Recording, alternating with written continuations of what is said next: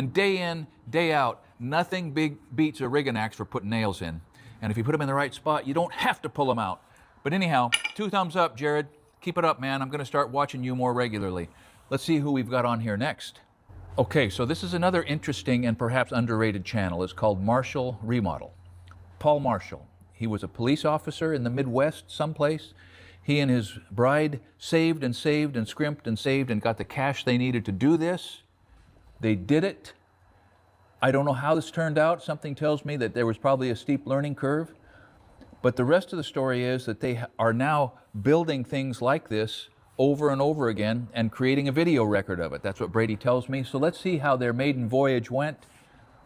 A little bit of it. Go to his channel. I think you will be perhaps as engaged and interested and curious, frankly curious, as I am right now about how these people do and what they learn. Okay. Okay, let me just point out how gutsy that is. He's got a homemade gin pole stuck in the bucket of a backhoe, putting those trusses up there, and they're high, and he appears to be by himself.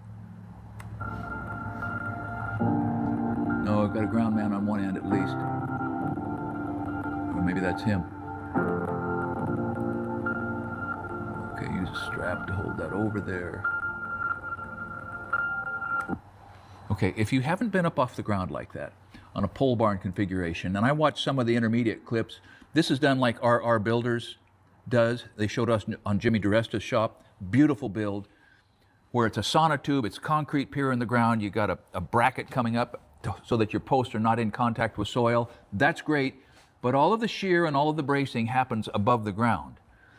So everything feels a little wobbly right now. Look at all the ratchet straps he's got providing X bracing and cross bracing.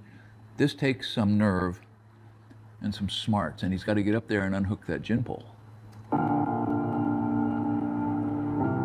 Dropping it into the post. Yeah, that's a good connection.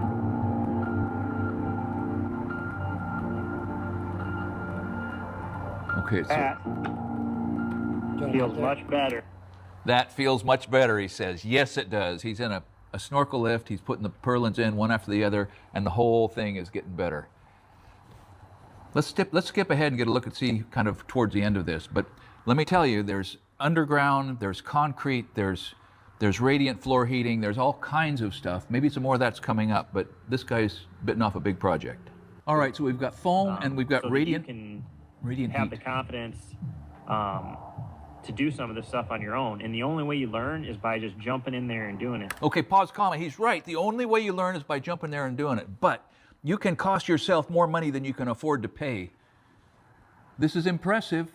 I mean, he's got a crew of guys. They've got 2 of those buggies. They're getting it done, but it would scare the daylights out of me to be driving on that pipe. Maybe it's fine. Maybe it's fine. But they're definitely getting it sealed up and laid down.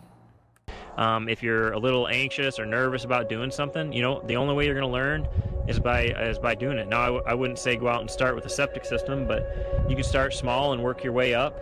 That's what I did. I pretty much taught myself how to do everything, whether that's been watching how-to videos or reading or, you know, working for other people. I've learned how to do a lot, and it saved me a ton of money over the years. There's wisdom and there's courage. He's a scrappy dude. I bet he was a good cop. All right, let's jump ahead and see what this looks like at the end. Okay, nice looking gable truss. Well, it's a good looking house. And as with every other project, you see the veneer and you have no idea of the pain and the process and the money and the expense. And anyhow, it looks to me like this is somebody we could learn from because he's willing to learn from everybody else. So 2 thumbs up. Mr. Marshall, big accomplishment.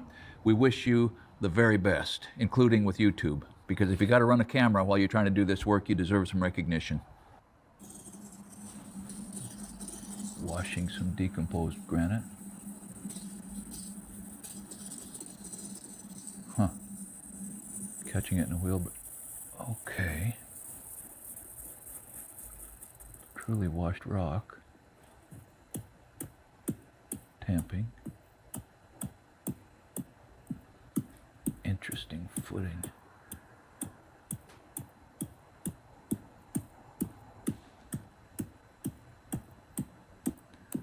Okay, so this is Josh Stevens, Mr. Chickadee.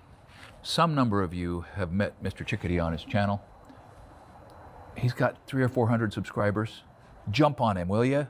I've watched him a couple times in my life do esoteric, old school niche things. He put a floor in his blacksmith shop, end grain white oak. I watched him split some rock and hew some rock. This guy is not afraid to do some old school stuff. Okay, so he had some temporary bracing holding that thing plumb. He's got his marks made. He's taking it somewhere, I assume, to start making some cuts, probably with a chisel. Oh, handsaw, hog out some of the material. He's a lefty. We just learned that.